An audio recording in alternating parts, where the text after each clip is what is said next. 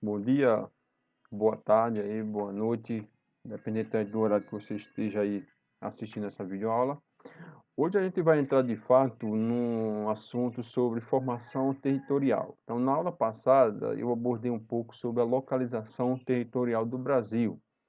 Então, falamos aí sobre por que o Brasil ele é considerado um país tropical, por estar entre os trópicos de Câncer e Capricórnio. Falamos aí porque o Brasil é considerado um país de baixas latitudes.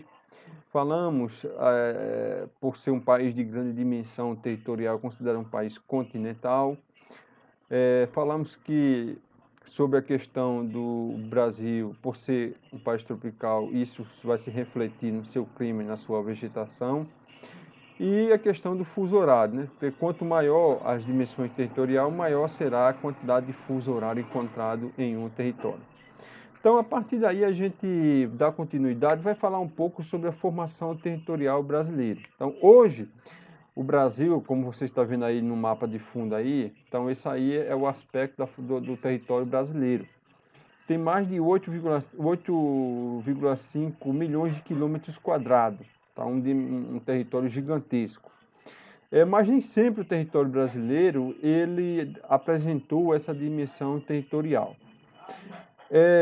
Então, a partir do século XV, como vocês estão vendo aí na escrita, as duas superpotências da época, Portugal e Espanha, foram as nações desbravadoras, as nações que descobriram esse novo continente chamado América. E coube a esses dois países, Portugal e Espanha, assinar, por via diplomática, a busca de um consenso para delimitar a área que ia pertencer a Portugal e a área que ia pertencer à Espanha. Então, através daí, começou de fato a delimitação territorial que ia pertencer à Espanha e a delimitação territorial que ia pertencer a Portugal através de tratados que seriam feitos no decorrer do tempo. Então a gente vai discutir esses tratados que foram feitos com essa perspectiva para delimitar as terras que iriam pertencer a Portugal e as terras que iam pertencer à Espanha. Primeiro tratado, da Bula Intercoeteira, que foi assinada em 1493. A bula papal determinava que as terras então recém-descobertas por Cristóvão Colombo seriam da Espanha e Portugal ficaria com as terras encontradas até 100 léguas a oeste do arquipélago de Cabo Verde, enquanto a coroa espanhola teria direito a todas as terras que porventura fossem descobertas fora este limite. Bom, esse aí foi o primeiro tratado assinado entre Portugal e Espanha, chamado de Bula Intercoeteira. Então, eu vou mostrar aqui esse mapa aqui para que você tenha ideia. Então, esse é o tratado aqui, o primeiro tratado a ser firmado, da Intercoeteira. Tá aqui, deixa eu pegar, perdão aqui, deixa eu voltar. Bom, então tá aqui o tratado. E para que você tenha ideia, esse é o tratado da Bula Intercoeteira. Esse aqui é o primeiro, como você consegue ver aqui nessa primeira seta, essa linha verde que se encontra aqui. E esse tratado dizia o seguinte, que 100 léguas a oeste, está aqui, a 100 léguas a oeste da ilha de Cabo Verde. Cadê a ilha de Cabo Verde? Essa ilha aqui, ó. Então, a ilha de Cabo Verde se localiza nessa faixa de terra aqui, e dizia o seguinte, a 100 léguas a oeste da ilha de Cabo Verde, essas terras pertenceriam a Portugal. Então, todas as terras que fossem encontradas nessa faixa de terra aqui, ó, pertenceria ao reino de Portugal. E as terras encontradas a oeste dessa linha aqui, então toda essa terra aqui ia pertencer à Espanha.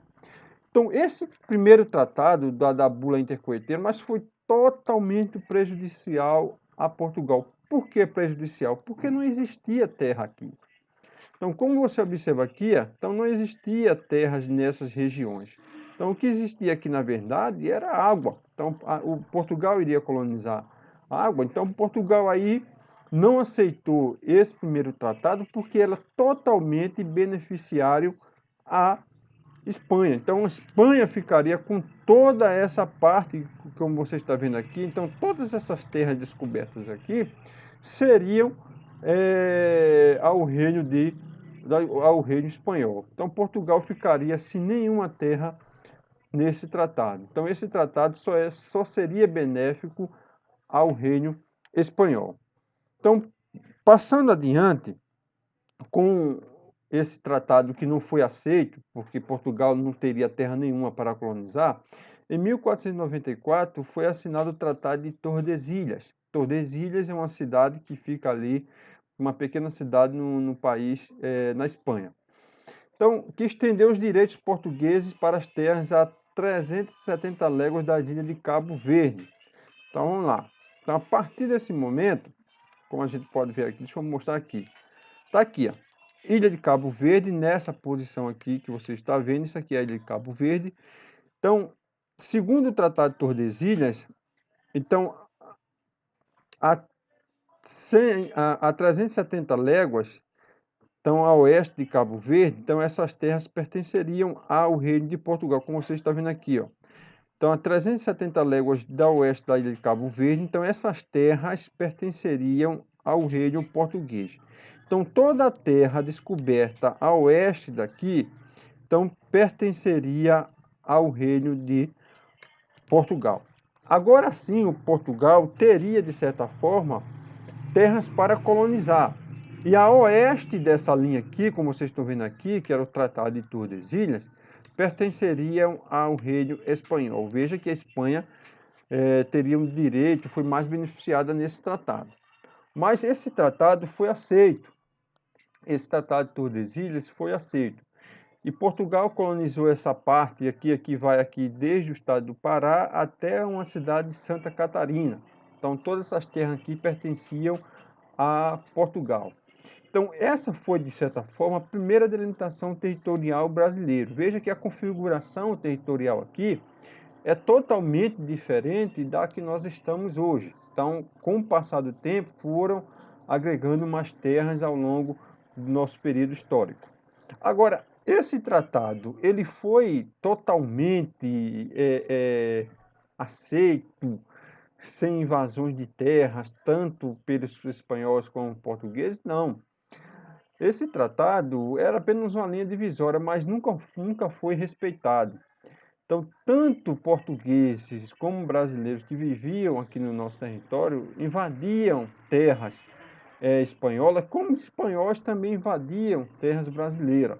Então, era um tratado que só apenas estava assinado lá no papel, mas que nunca foi respeitado propriamente dito.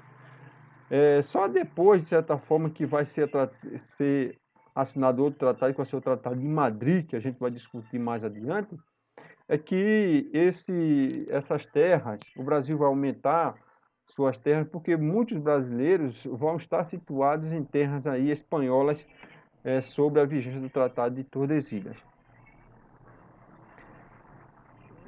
Então, ocupação e expansão na formação do território brasileiro. Nos primeiros anos de ocupação e colonização, a coroa portuguesa limitou-se a realizar mapeamento do território e, diante da ausência inicial de algumas atividades que compensassem pesados investimentos, buscou negociar via escambo com as comunidades nativas e explorar itens valiosos como o pau-brasil. Bom, a coroa portuguesa, de certa forma, nunca de primeira mão teve a intenção de colonizar o território brasileiro. Por quê? Paralelamente, Portugal tinha uma atividade econômica que era muito lucrativa com as Índias, que eram as especiarias. Então, essa atividade era muito lucrativa. Então, não tinha naquele presente momento uma atividade econômica que fosse mais viável no território brasileiro para que Portugal tentasse colonizar o território brasileiro. Então, por quê? Porque, pessoal, bota na sua cabeça. Toda formação territorial, toda ocupação territorial de um país, ele tem que vir agregado a uma atividade econômica. Então, se não tem uma atividade econômica, então não tem ocupação territorial. Porque ninguém vai estar ocupando o território se esse território não vai lhe dar uma oportunidade de progressão econômica e social. Então, logo no início, o Brasil não deu uma atividade econômica que pudesse os portugueses ocupar o nosso território. Então, o item, de certa forma, foi o pau-brasil, que serviu como uma moeda de troca, né? Então, os portugueses, através do escambo, então eram uns presentinhos que eles davam lá aos indígenas, e os indígenas, eles atiravam o pau-brasil, que era uma ave nativa da Mata Atlântica, em contrapartida ganhavam um presentinho ali, uma bugiganga, para recompensar essa atividade. Então, no primeiro caso, Portugal não teve aí interesse aí, de certa forma, de colonizar o nosso território. Atividade açucareira e o início de um efetivo projeto colonial. Na década de 1930, com a introdução do sistema de plantation, em algumas regiões da Zona da Mata e litoral, esboçou-se um efetivo processo de colonização. Bom, a partir desse momento, a partir da atividade açucareira, que começa, de certa forma, um projeto mesmo de colonização do nosso território. E esse projeto de colonização do nosso território, ele vai ser estritamente relacionado ao litoral. Não vai adentrar muito para o interior do território brasileiro. O território brasileiro interior vai ficar um pouco desocupado nesse exato momento. Então, a partir do projeto da atividade açucareira, que foi uma das primeiras atividades econômicas brasileiras, que lucrativa, que deu um rendimento muito bom aos portugueses, é que os portugueses tiveram a intenção aqui de colonizar o território brasileiro, de formar as primeiras aldeias, de formar as primeiras comunidades e estabelecer-se aqui no nosso território, fazendo assim ter uma ocupação de fato efetiva o nosso território, através de um sistema chamado plantation. O que é plantation? Plantation é um sistema agrícola que era muito desenvolvido aqui nesse sistema colonial, que era, na verdade, uma monocultura canafieira que se implementava através de grandes latifúndios, de grandes propriedades de terra. Então, isso era o que é chamada de plantation. Então, na vigência do Tratado de Tordesilhas, para consolidar o modelo de administração, Portugal cria o sistema de capitanias hereditárias. Então, a capitania hereditária, a gente vai ver que será, de certa forma, o nosso primeiro projeto de regionalizar o território brasileiro, dividir esse espaço em capitanias, cada um sobre o seu governador, para a ocupação, para a ocupação territorial do Brasil. Então, a partir daí, com as capitanias hereditárias, com a primeira atividade econômica, como a cana-de-açúcar, a gente vai ter, de certa forma, uma ocupação do nosso território e a formação do território brasileiro. Então, como você está vendo aí, então, as capitanias hereditárias vai ser a primeira divisão do nosso território que tinha como intuito ocupar, de certa forma, todo o nosso território.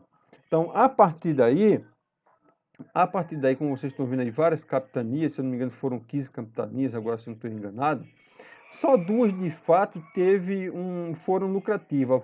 Pernambuco, como você está vendo, a capitania de Pernambuco e a capitania de São Vicente. Então, essas duas capitanias aqui foram as únicas que tiveram progresso econômico, as demais não. Porque Portugal, na verdade, eles não tiveram uma intenção, eles deram essas terras para esses capitães aí, os governadores, e deixaram a mercê deles, de certa forma, desenvolver. Com o dinheiro deles, caso desse certo, aí eles tinham que pagar imposto, etc., mas nem todos tiveram a coragem aí de fazer um investimento nas suas capitanias. Então, fatores que dificultaram efetivamente a prosperidade da maioria das capitanias. Então, isolamento entre as capitanias. Então, isso foi um dos grandes fatores que que dificultaram, de certa forma, o desenvolvimento das capitanias hereditárias, porque naquele período o que nós tínhamos eram arquipélagos. estão todos isolados uma com a outra. Porque hoje, com o desenvolvimento do transporte, da comunicação, hoje é muito fácil a gente se deslocar pelo espaço. Então, você está aqui hoje, daqui a 3 horas, se eu pegar um voo, eu posso chegar em São Paulo e voltar no mesmo dia. Então, essa evolução que ocorreu nos transportes no meio de comunicação favoreceu essa comunicação entre os espaços. Mas naquele período não havia essa comunicação eficiente que existe hoje. O transporte era movido à força animal, a comunicação era muito, muito péssima. Então isso fazia com que essas capitanias elas ficassem isoladas uma da outra. Consequentemente, o desenvolvimento ficava muito a mercê. Então, a ausência de atrativos imediatos, porque na verdade esses cidadãos que vieram aqui, eles não tinham a intenção de fazer um projeto de ocupação territorial e tentar desenvolver o território brasileiro. O que eles queriam, de certa forma, era um atrativo imediato. O que era esse atrativo imediato? Pedras preciosas, principalmente o ouro. Então, eles estavam buscando isso. Não estavam querendo pegar uma atividade, desenvolver essa atividade para ter lucro a médio e a longo prazo. Eles queriam um atrativo, queriam uma atividade que desse lucro a ele imediatamente à sua chegada. Então, o terceiro ponto foi Portugal não dava garantias de segurança. Era o mesmo seguinte que eu acabei de falar. Então, esses cidadãos que estavam sob a vigência, essas capitanias, se eles investissem em uma atividade econômica e desse errado, Portugal não ia cobrir os prejuízos que eles tiveram. Então, sabendo dessa situação, então poucos tiveram a coragem de investir nessas capitanias. Então, só duas, de fato, como eu acabei de falar, que deram uma lucratividade, que foi Pernambuco e São Vicente. As demais não tiveram nenhuma lucratividade devido a essas questões que eu acabei de falar. O isolamento entre as capitanias que dificultava muito o contato entre elas, trocas comerciais entre uma e outra, a ausência de um atrativo imediato, que não tinha, o ouro não foi descoberto logo de imediato, e essa ausência de garantia que Portugal não dava caso esses capitões aí não tivessem um prejuízo.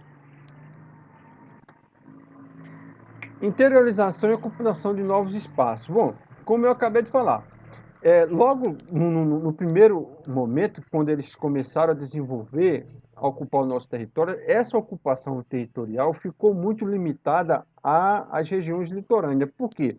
Porque foram nas regiões litorâneas que desenvolveu as primeiras atividades econômicas, como tanto o pau-brasil como a cana-de-açúcar. Então, se essas atividades estavam alocadas aqui próximas às regiões litorâneas, então toda a ocupação territorial de início do nosso território se deu apenas nas regiões litorâneas.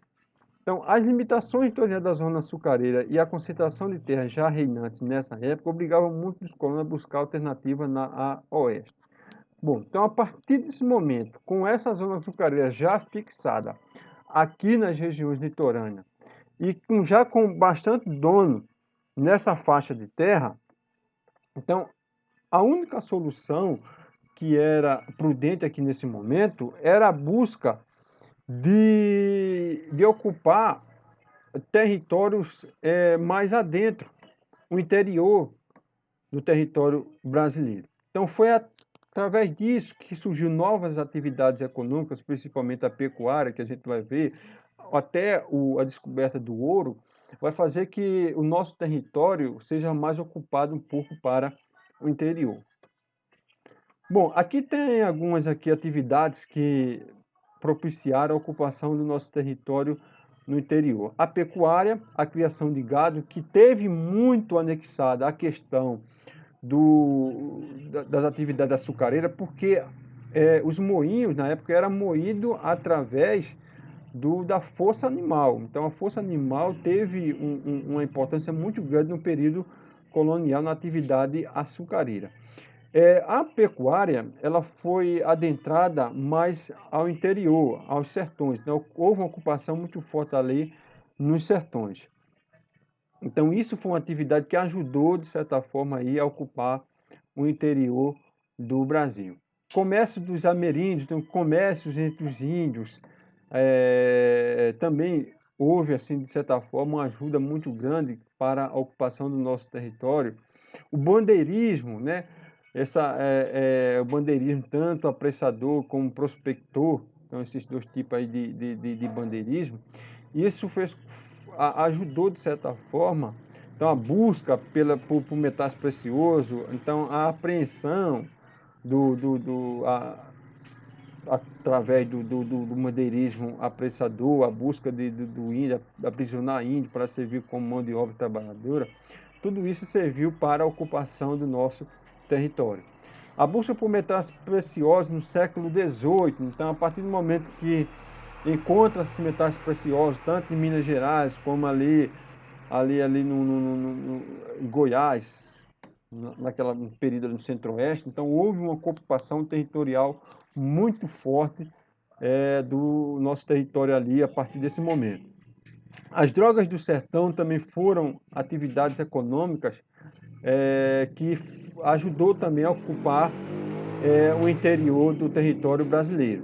Então, essas atividades que eu acabei de falar, da pecuária, comércio com os ameríndios, bandeirismo, metais preciosos no século XVIII e as drogas do sertão, todas elas foram atividades econômicas que facilitaram a entrada a ocupação do nosso interior. Então, falando aqui em drogas do sertão, então não são drogas propriamente ditas. Então aqui é cacau, aqui são várias outras atividades aí econômicas, como é, alguns, algumas bugigangas encontradas aí nas matas, algumas especiarias, né? Isso tudo era chamado naquele período de drogas do sertão. Então, todas as atividades que eu acabei de falar aqui, elas foram atividades que ajudaram a ocupar o nosso território ao interior. Então, as atividades econômicas que ajudaram a ocupar o litoral foram o pau-brasil e a atividade canavieira. Então, essas duas atividades ajudaram a ocupação do litoral. Então, a pecuária, o comércio com os ameríndios, bandeirismo, metais preciosos no século XVIII e as drogas do sertão, todas elas serviram para a ocupação do interior. Então, isso é bom que a gente faça essa divisão aqui para que você não se perca. Então, expansão territorial para além de Tordesilhas. Bom, pessoal, a gente vai encerra essa parte aqui e na próxima aula a gente fala um pouco sobre essa parte sobre além de Tordesilhas. Então a gente fica por hoje. Na próxima aula, que já vai em torno aí de 20 minutos, então na próxima aula a gente fala um pouco sobre o Tratado de Madrid, que vai ser um dos tratados que vai de fato nos dar a configuração, vai dar a configuração atual do nosso território atual. Então, desde já eu agradeço, tenha um bom dia, uma boa tarde e uma boa noite e até a próxima aula, se Deus quiser. Então não perca aí a nossa próxima aula, que será gravada.